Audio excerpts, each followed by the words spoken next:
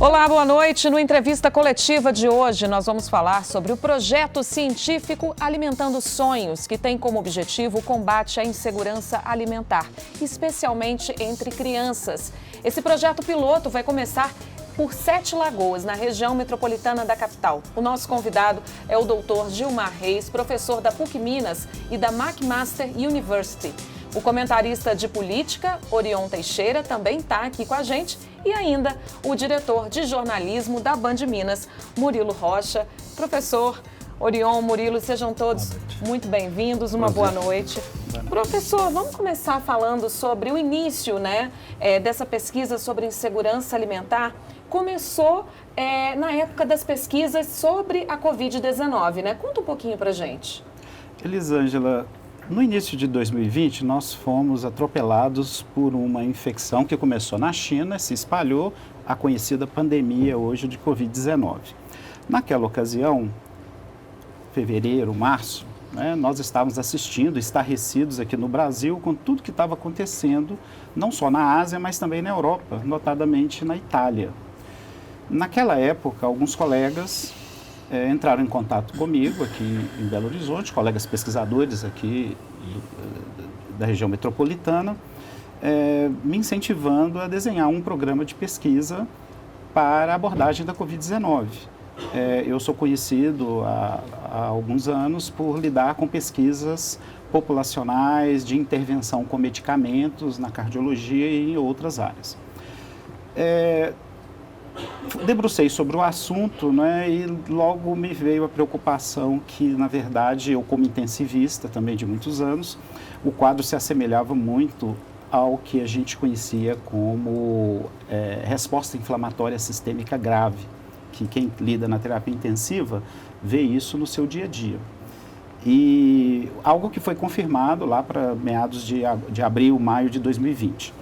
Então, naquele momento, nós desenhamos um projeto de pesquisa para abordagem da Covid-19 na sua fase inicial.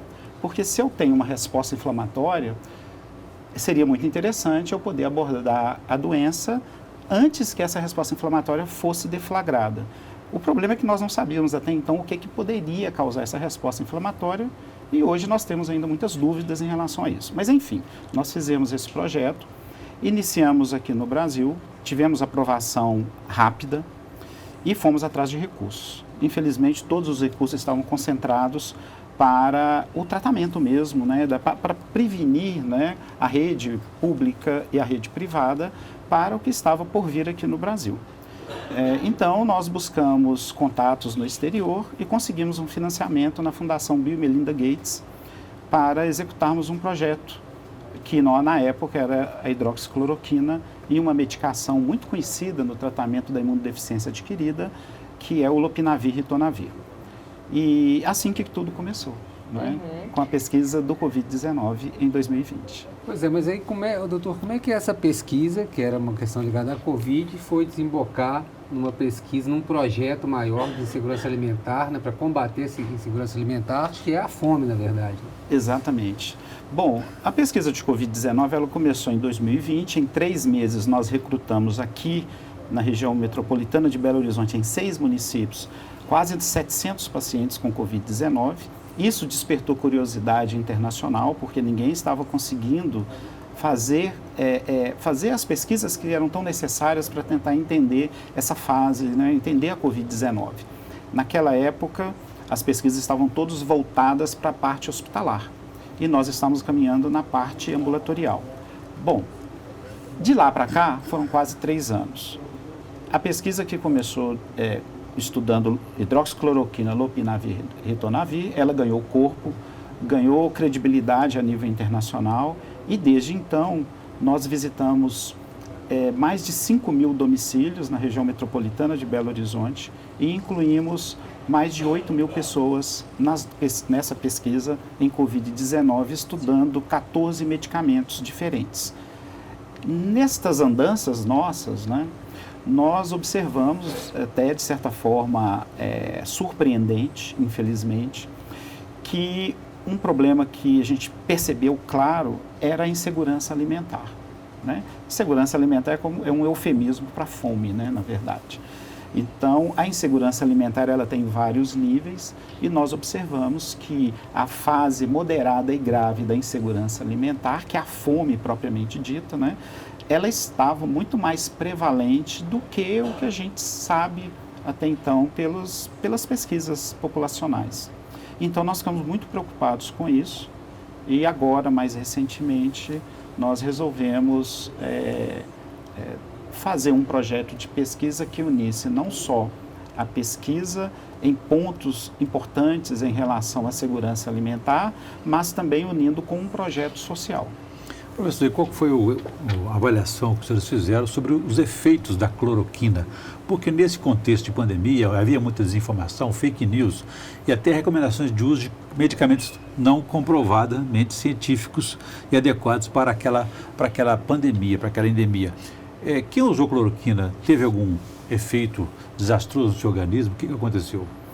Essa era uma grande pergunta em 2020 e até início de 2021, porque a cloroquina e a hidroxicloroquina, ela possui sim alguns mecanismos de combate, de ação antiviral, vamos dizer assim, que em tese poderiam funcionar para a Covid-19. Entretanto, nós observamos, devido à apreensão, né, da Covid-19, o seu risco de internação, de mortalidade, né, que é uma coisa assim, 20 vezes maior do que a influenza para pacientes não vacinados, e sem nenhum tratamento, então houve um certo desespero, tanto da população quanto da própria classe científica, formadora de opinião, em querer pesquisar diversos medicamentos. Bom, começaram então as pesquisas com cloroquina e hidroxicloroquina. E a grande vantagem da pesquisa, porque a pesquisa ela é laica, né? Por mais que você planeja estudar um fármaco, e a gente só estuda um fármaco em seres humanos quando nós temos evidências da possibilidade de benefício, porque senão não teria nenhum sentido nem ético, né, da gente fazer uma intervenção. Então havia fundamentos, mas esses fundamentos não se confirmaram nos ensaios clínicos sérios, né, que os randomizados, duplo cego, controlados por placebo. E a hidroxicloroquina e a cloroquina e seus derivados, eles não funcionam para esse vírus. Doutor, e essa pesquisa ela rendeu um espaço, né, numa premiação internacional, uma participação? Essa pesquisa ela começou dessa forma, despertou uma curiosidade internacional muito grande. Recebemos, então, propostas para que continuássemos essa pesquisa e aí nós continuamos no ano de 2021 e 2022. E com esse grande número de fármacos que nós estudamos, nós trouxemos respostas assim, muito importantes, não só para o Brasil, mas para o mundo todo, né? Nós fomos o primeiro grupo científico que demonstrou que uma medicação reduz as internações e reduz a mortalidade em Covid-19. Nós publicamos no Lancet, né, em 29 de outubro de 2021. A medicação é a fluvoxamina, é um antidepressivo antigo, mas que possui uma atividade anti-inflamatória conhecida. E ela resultou em benefícios. Nós também fomos responsáveis, né, a nível da comunidade científica internacional, por sepultar de uma vez por todas essa crença de que a ivermectina produz algum resultado em Covid-19. Nós fizemos um estudo aqui em Minas Gerais e esse estudo ele ganhou notoriedade internacional, sendo publicado no New England Journal of Medicine, que é considerado uma das 3 revistas mais importantes da medicina. Posteriormente, nós identificamos que uma medicação dose única, feita na fase inicial do Covid-19, reduz em 50% as hospitalizações em pacientes vacinados. E quando os pacientes não eram vacinados, reduz em 90% as hospitalizações, semelhante ao Paxlovid, que nós publicamos agora em fevereiro de 2023. E agora, em abril de 2023, nós também publicamos que a associação fluvoxamina mais uma bombinha que a gente usa muito para bronquite, que é a budesonida, que também reduz significativamente as hospitalizações. E isso hoje é usado em dezenas de países mundo afora. Por causa disso, a comunidade científica internacional elegeu essa pesquisa nossa aqui como o melhor ensaio clínico do ano de 2021. E nós recebemos no ano passado esse prêmio lá nos Estados Unidos. Que bom, parabéns, doutor. Professor, agora voltando mais para esse desdobramento da pesquisa, que foi essa questão da insegurança alimentar, quando a gente pensa aqui na Grande Belo Horizonte, o que dá para entender quando o senhor fala que se surpreendeu com o número de pessoas e famílias, vamos dizer, com uma situação de insegurança alimentar? O termo que o senhor usou foi o estágio dela, foi grave, não? Eu tenho o estágio moderado e o estágio grave da insegurança alimentar. Se o senhor traduzisse isso, o que é? O que é um moderado, o que é o grave? Que o senhor disse que se impressionou com o número de pessoas nessa situação. A insegurança alimentar ela é definida pela Organização Mundial de Saúde e pela FAO como a falta de alimentos nutricionalmente adequados em algum momento do dia e da semana e etc. Né? Então eu tenho vários graus. Eu tenho o grau leve, o grau moderado e propriamente o mais intenso deles, que é a fome propriamente dita. O leve é quando eu não tenho esses nutrientes à disposição, seja em quantidade suficiente, seja em oferta. Né? O quadro moderado é quando eu tenho fome e eu não tenho o que comer, mas isso é durante algumas horas e depois você tem acesso ao alimento. Né? Então, às vezes eu não tenho o alimento. Você tem uma restrição em alguma parte. Você tem alguma restrição, ou seja, você está com fome, você quer comer algo e você não tem o que comer. Mas aí você consegue de alguma forma e durante o dia você acaba não alimentando algo. A insegurança alimentar grave é quando você fica pelo menos 24 horas sem alimentar nada. Você está com fome, você quer comer, mas você não tem o que comer. Então essa é a insegurança alimentar grave. A situação aqui hoje é qual? Assim, vamos pensar na Grande BH. Quantos por cento a gente pode falar moderado, quantos por cento grave? Nos últimos 4 anos, né, nós temos pesquisas que são feitas periodicamente no Brasil. Nós tínhamos uma taxa de insegurança alimentar moderada e grave da ordem de 6 a 8%. Nos últimos 4 anos, essa taxa está chegando a 22, 25%. Ou seja, em algum momento do dia, crianças querem comer e não têm o que comer. Uma em cada 4 pessoas estão nessa situação. Uma em cada 4 pessoas, é muita coisa. Para insegurança. Esse é o triste e o grave diagnóstico que o senhor detectou sobre a fome no Brasil, né? Mas por que existem tão poucos estudos a respeito disso? Seria desconhecimento ou descaso ou ainda esconder um flagelo nacional, social?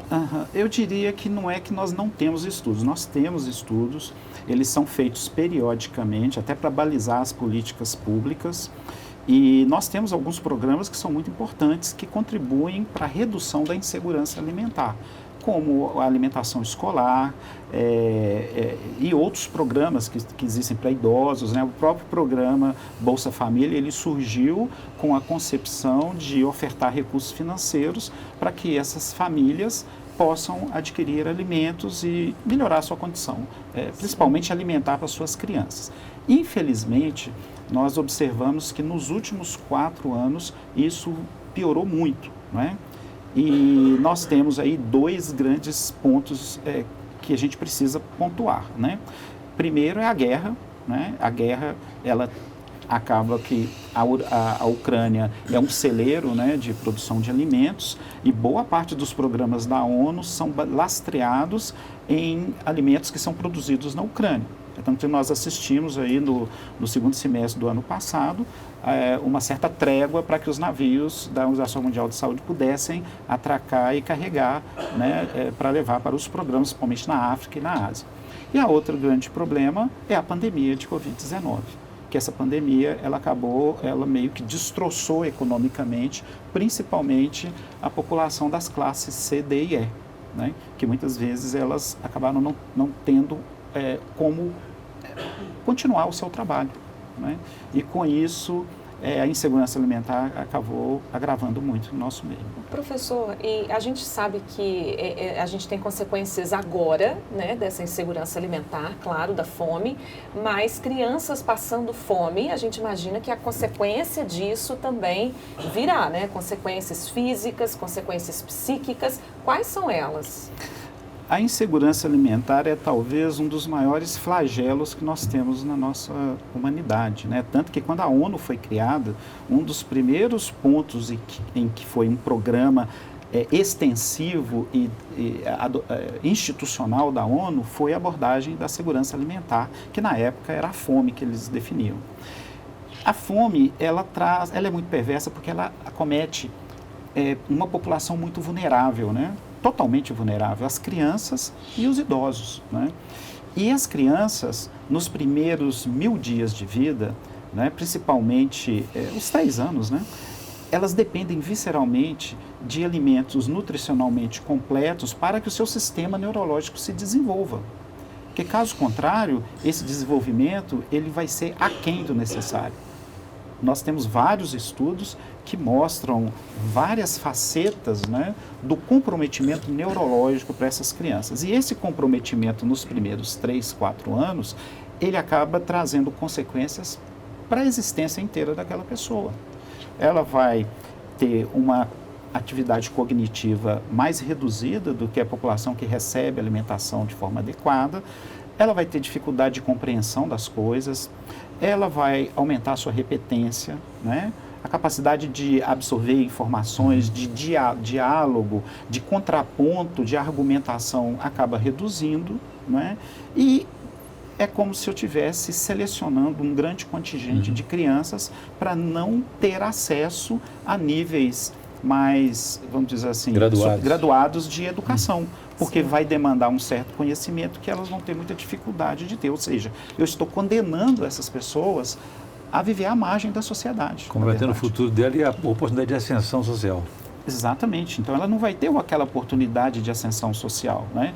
De galgar outros espaços na sociedade e, com isso, poder ajudar os seus parentes, Sim. pais, né? Que é todo o desejo, né? De uma criança e de um adolescente. Muito perverso, né, professor? Bom, nós vamos dar uma breve pausa agora, né? A entrevista coletiva volta daqui a pouquinho e nós vamos falar, então, sobre como funciona esse projeto, né? Daqui a pouquinho.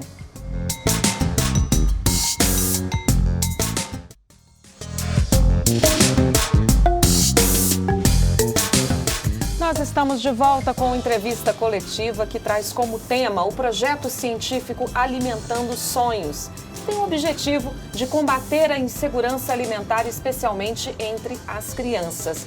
Vamos continuar a conversa aqui então com o doutor Gilmar Reis. Doutor, como é que vai ser então esse projeto, né? A gente está curioso aqui para saber.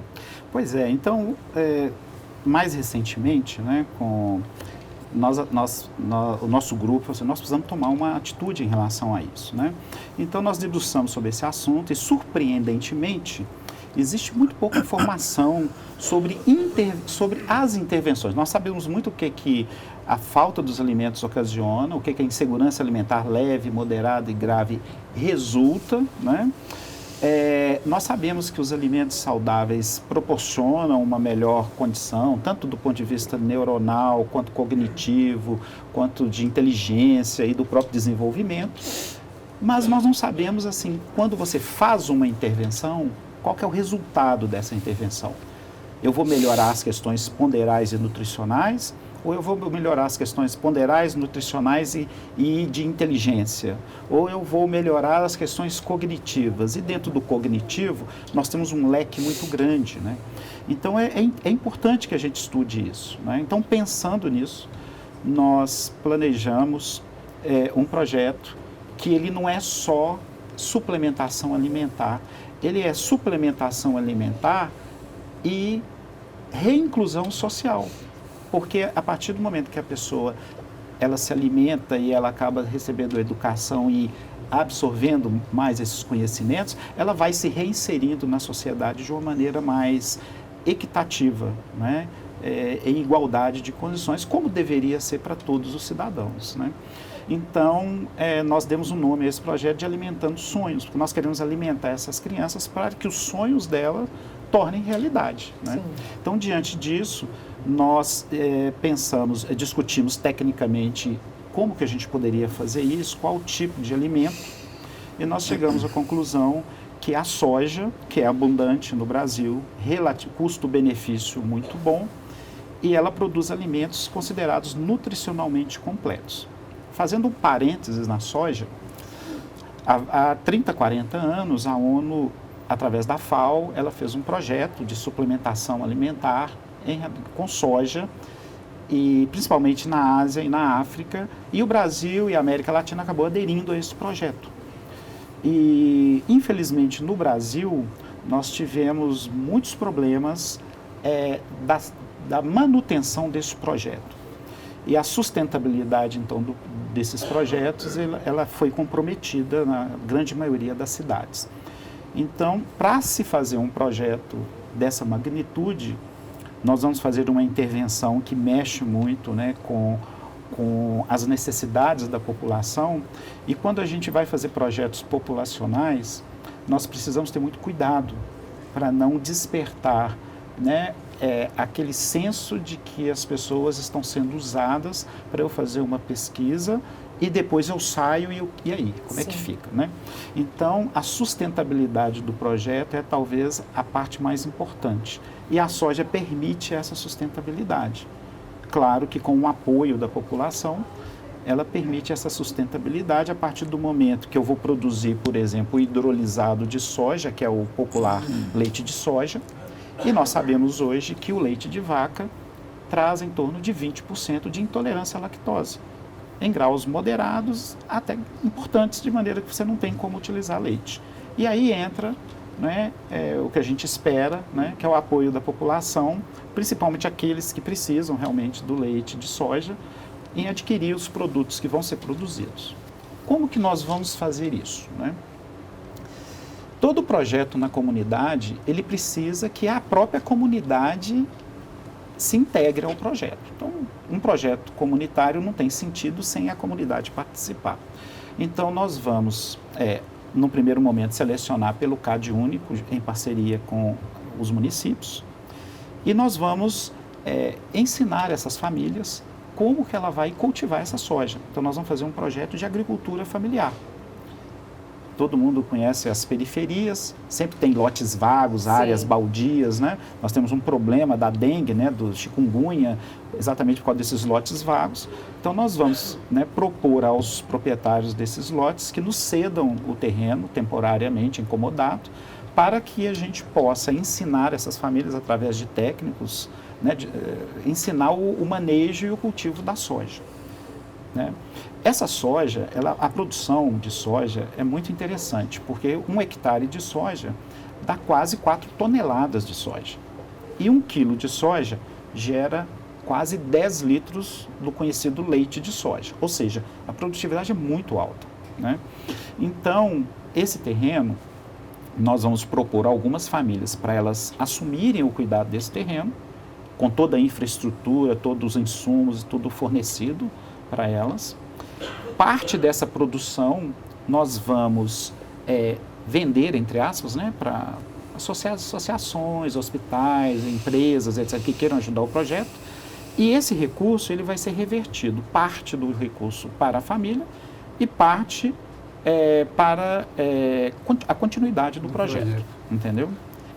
As famílias vão receber uma média de 250 ml de leite de soja por pessoa. Quando a gente inclui uma criança num projeto desse, nós temos que ter em mente que essa criança está inserida no meio e não existe uma maneira de eu fazer um projeto de segurança alimentar com uma criança sem envolver a família dela, né? Então, a entrada é através da criança, o pai e a mãe têm que autorizar através de um termo de consentimento, que é uma pesquisa, né? Então, ela segue toda uma legislação no Brasil para eu colher esses dados de forma objetiva.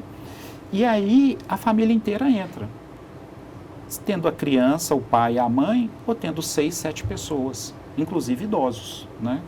E nós vamos fornecer uma quantidade, seja do leite de soja, do produtos panificados, né, daquela massa que sobra da produção do leite, que é proteína quase que in natura, né?